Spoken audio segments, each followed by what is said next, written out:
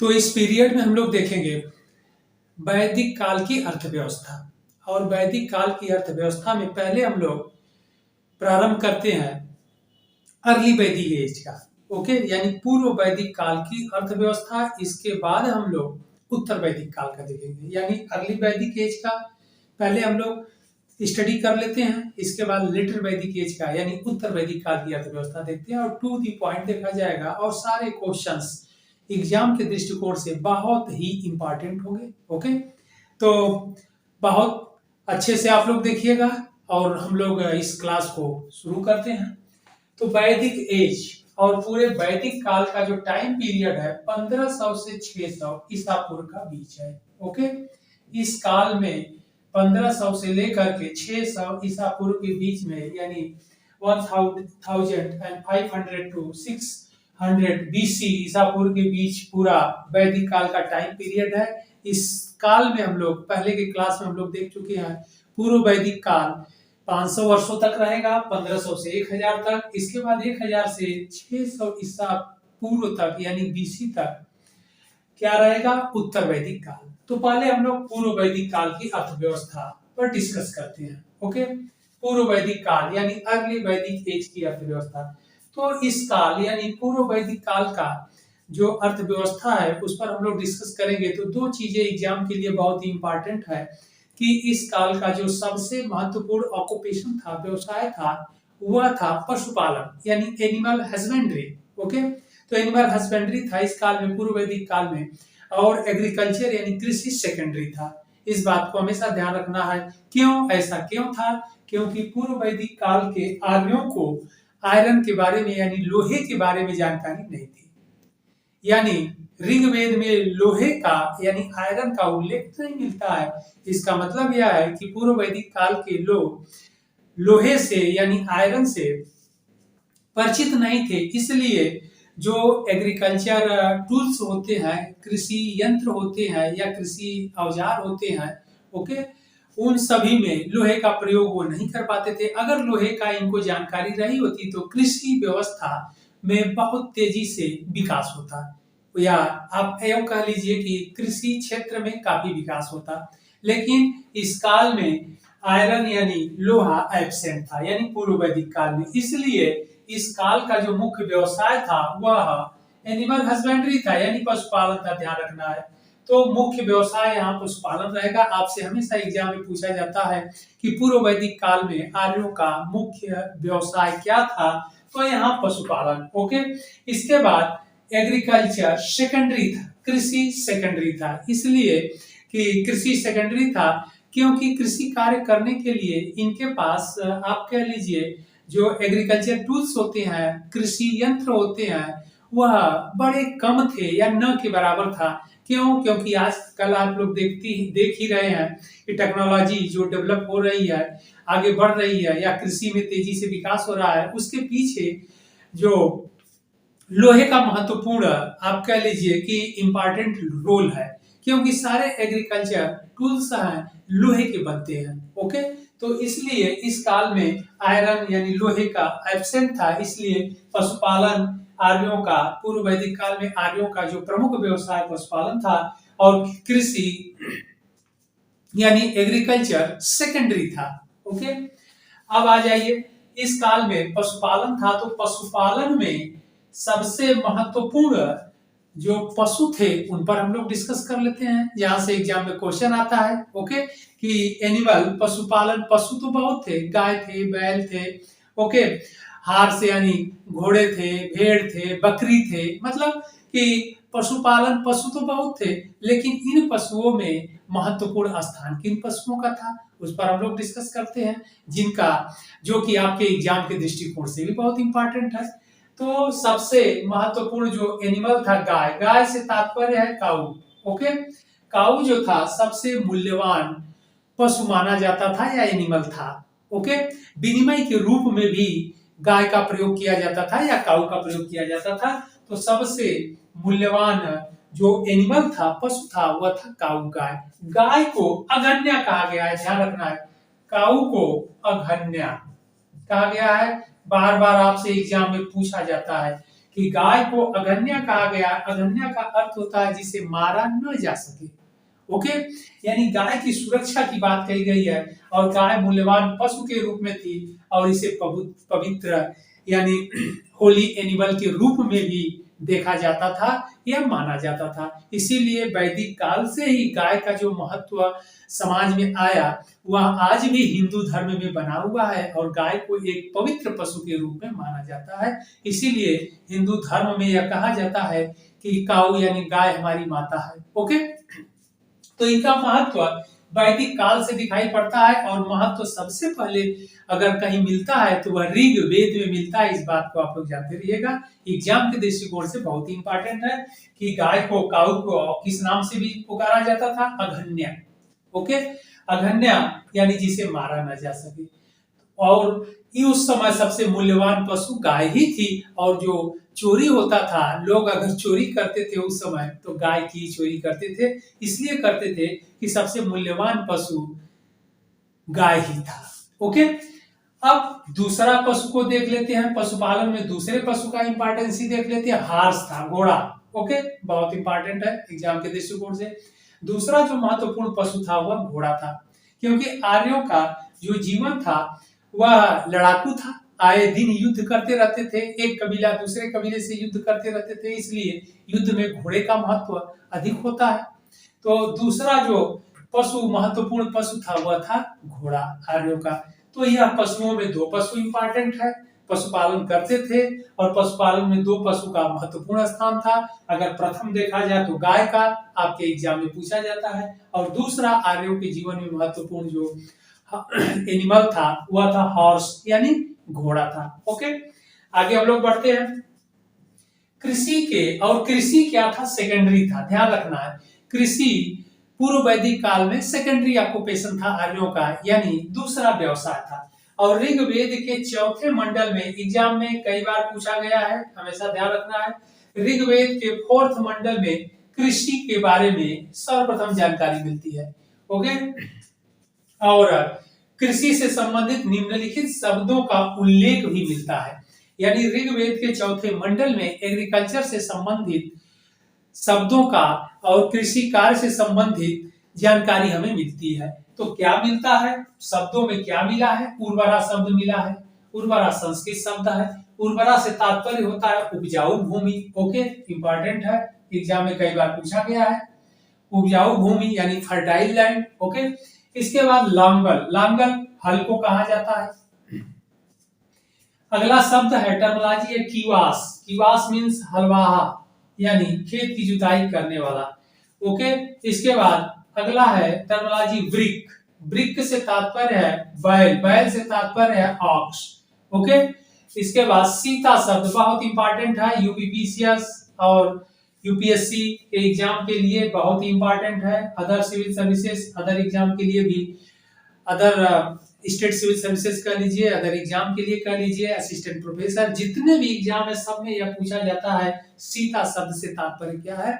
तो हल से बनी नाली, यानी जब आप खेत की जुताई करते हैं और हल से जो नालियां बनती है या फ्लोड लैंड कह लीजिए, जो नालियां बनती है उसे सीता कहते हैं। ये बार बार आपसे पूछा जाता है एग्जाम में।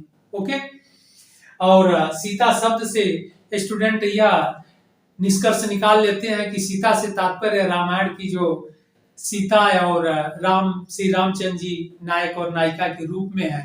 ओके, तो उस पात्र के रूप में समझ लेते हैं सीता जी। अगला है टर्मिनोलॉजी करीस। करीस गोबर की खाद होती थी। ओके, अगला जो टर्मिनोलॉजी है क्षेत्र है। क्षेत्र से तात्पर्य है खेत यानी फील्ड। ओके, अगला है अवत। टर्मिनोलॉजी अवत है, कई बार एग्जाम में पूछा गया है। कूप, कूप का मतलब कुआं, वेल। ओके, इसके बाद खिल शब्द बहुत इंपॉर्टेंट है एग्जाम के लिए, बार बार पूछा जाता है। खिल यानी प्रतिभूमि।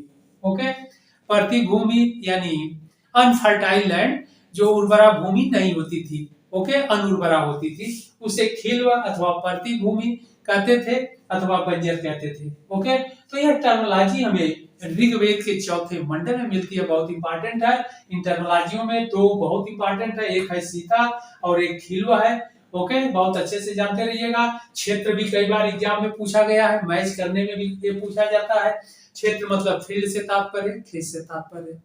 तो यह पूर्व वैदिक काल में की अर्थव्यवस्था के बारे में हम लोग देखें। इसके अलावा कृषि जो की जाती थी उसमें ग्रेन्स यानी अनाज का उपजाऊ किया जाता था, या अनाज उपजाऊ भी होता था या खेती की जाती थी, तो उसमें फसलों में जो गेहूं था, जौ था, ओके, धान था और चना था, मटर था, एनीवे सरसों, यानी इन सभी फसलों की खेती की जाती थी।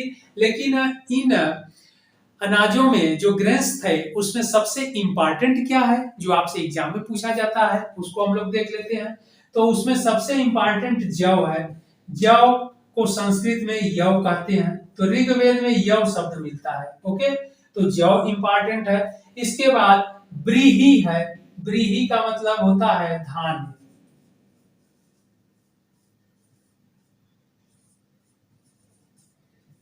व्रीहि यानी धान।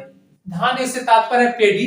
ओके, तो धान्य अथवा धान या व्रीहि जिसे राइस चावल निकलता है। ओके, उसके कवड़ को हटा दीजिए, पेड़ी के कवड़ यानी धान को हटा, कवड़ को हटा दीजिए, चावल हो जाता है यानी राइस हो गया। तो धान व्रीहि के बारे में जानकारी मिलती है। तो यह दो फसल वैदिक काल में बहुत ही इंपॉर्टेंट थे। ओके, और इन दोनों फसलों का, इन दोनों ग्रेन्स, फसल अब ना कहिए, इन दोनों ग्रेन्स का, अनाज का प्रयोग धार्मिक क्रियाकलापों में भी किया जाता था, और तभी से इनको पवित्र ग्रेन्स के रूप में रखा गया है वैदिक काल से ही। और आज भी हिंदू धर्म में जौ और व्रीहि यानी धान अथवा चावल को धार्मिक कार्यों में प्रयोग किया जाता है, बहुत इंपॉर्टेंट है। इसीलिए इसी दो ग्रेन्स का प्रयोग धार्मिक क्रियाकलापों में किया जाता है। हिंदू धर्म के धार्मिक क्रियाकलापों में इन्हीं दो ग्रेन्स का प्रयोग या उपयोग या यूज किया जाता है, बहुत इंपॉर्टेंट है।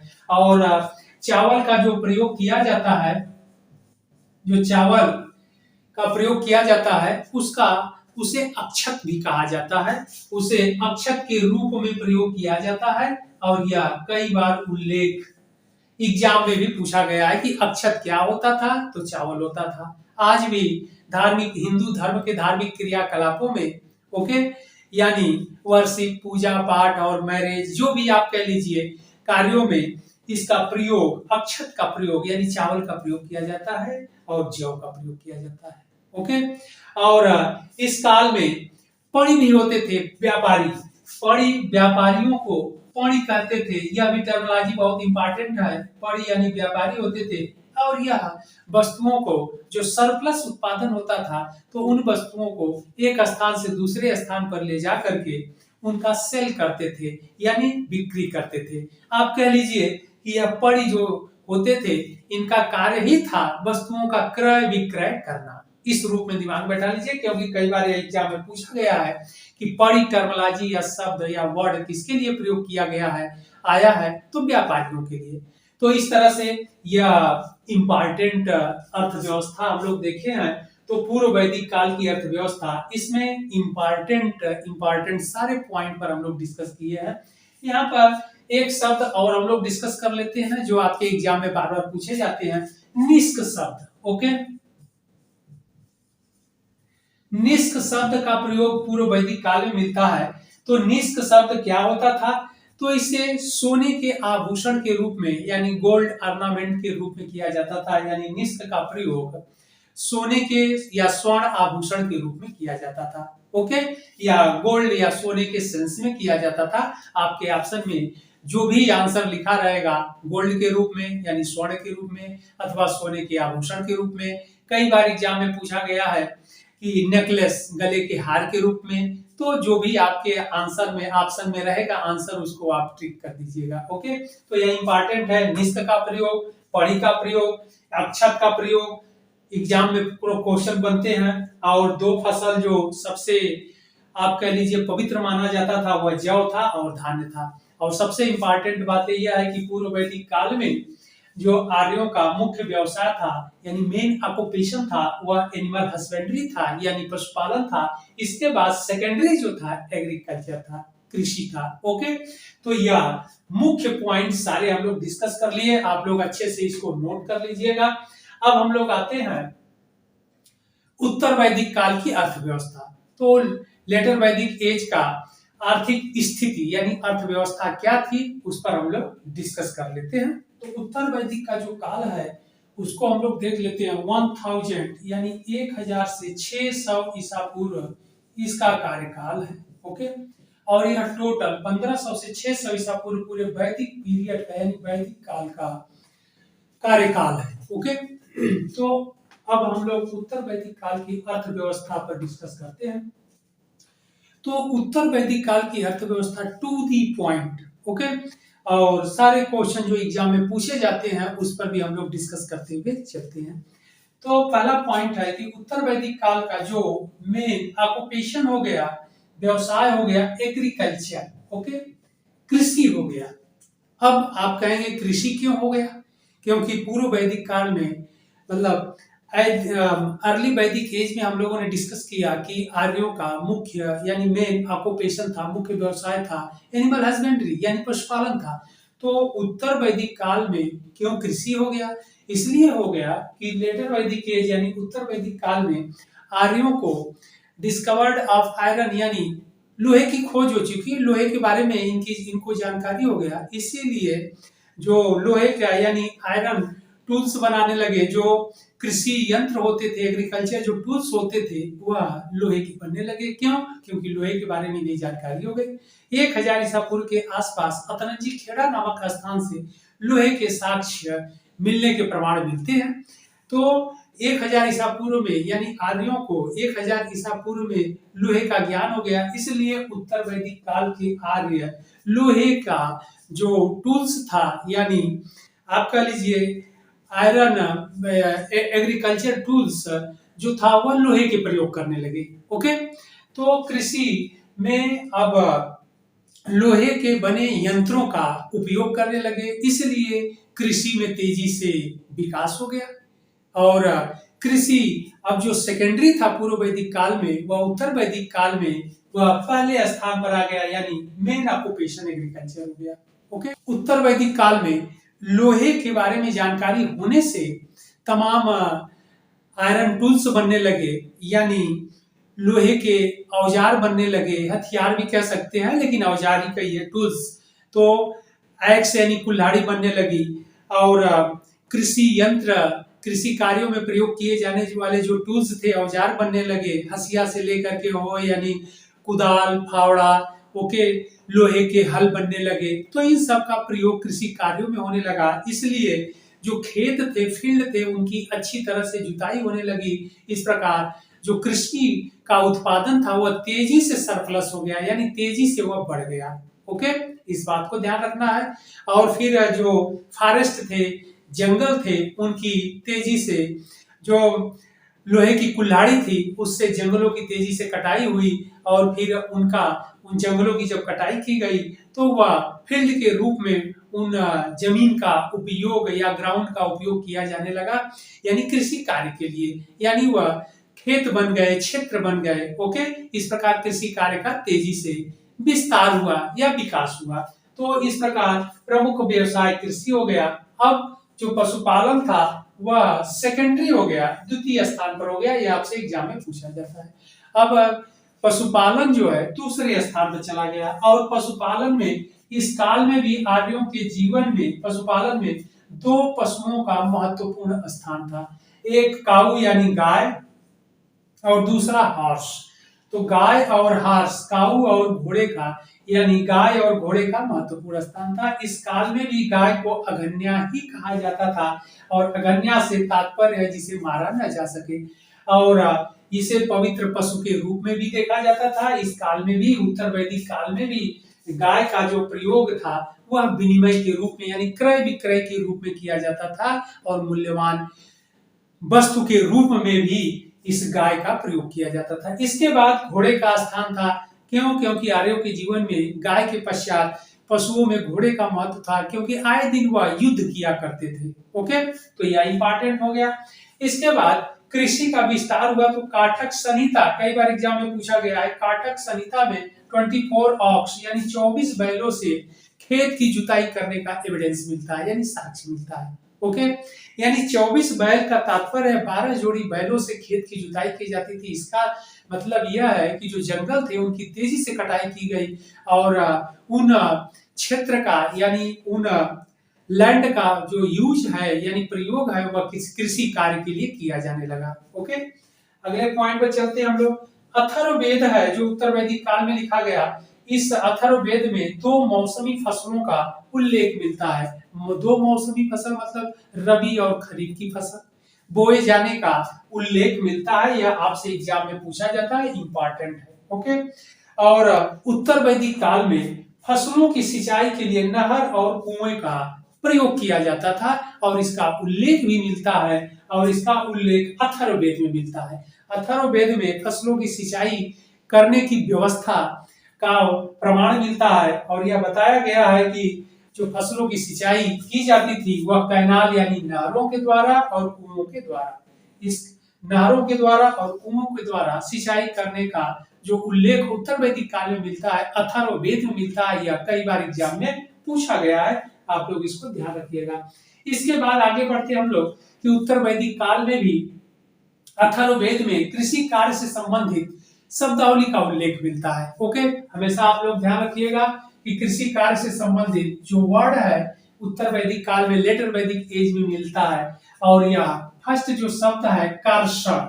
ओके, संस्कृत शब्द है क्योंकि आप लोग जानते ही होंगे कि वेदों की जो रचना हुई है लैंग्वेज क्या है, संस्कृत है। इसलिए जो मूल टर्मिनोलॉजी है या मूल वर्ड है वह संस्कृत भाषा की है। ओके, तो कर्षण, कर्षण जुताई करना, जुताई किसकी करना, फील्ड की यानी खेत की जुताई करना। ओके, और दूसरा शब्द है वपन, वपन का मतलब बुआई करना, बीज बोना खेत में, ओके, क्षेत्र में।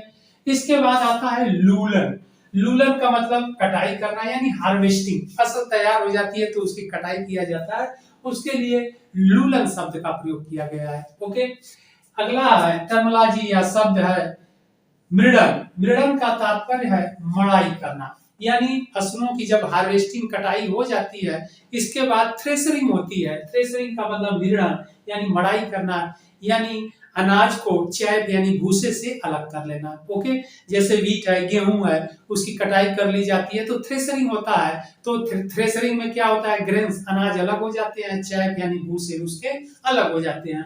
तो इन शब्दों का प्रयोग कई बार एग्जाम में पूछा गया है कि कर्षण, वपन, लूलन और मृडन में से इन शब्दों का उल्लेख कहाँ मिलता है, तो उत्तर वैदिक काल में अथर्ववेद में मिलता है। ओके, अब आगे हम लोग बढ़ते हैं। कृषि के साथ साथ इस काल में उद्योग का भी विकास हुआ। उद्योग का इसलिए विकास हो गया क्योंकि आर्य लोग इस काल में, उत्तर वैदिक काल में जो आर्य थे वह लोहे से परिचित हो चुके थे। ओके, इसीलिए डिफरेंट डिफरेंट टाइप के जैसा उनके जीवन में जरूरत पड़ती थी उस तरह के आयरन टूल्स बनाते थे, यानी लोहे के उपकरण या औजार बनाते थे। तो इस काल में इसीलिए उद्योगों का भी तेजी से प्रचलन हुआ या विकास हुआ। ओके, तो इसमें सबसे इंपॉर्टेंट देखते हैं हम लोग कुंभकारी। कुंभकारी जो मिट्टी का बर्तन बनाने वाला वर्ग जिसे कुंभकार वर्ग कहते हैं या पोटर्स कहते हैं। ओके, बिदलकारी, बिदलकारी बांस का कार्य करने वाले, बम्बूज जो बांस के बनाए जाते हैं, आज भी बांस का उपयोग किया जाता है।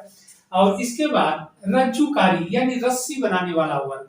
ओके, देखिए सब अलग अलग वर्ग हमें दिखाई पड़ रहे हैं, यानी उनका पेशा जो है, एक पेशा एक अलग वर्ग द्वारा किया जा रहा है, एक पेशा एक अलग वर्ग द्वारा किया जा रहा है। यानी उत्तर वैदिक काल से जो पेशे थे वह डिफरेंट डिफरेंट वर्ग के हो गए। क्यों? क्योंकि हम लोग देखें कि ब्राह्मण, क्षत्रिय, वैश्य, शूद्र जो है वो फिक्स हो गया, जन्म पर आधारित हो गया।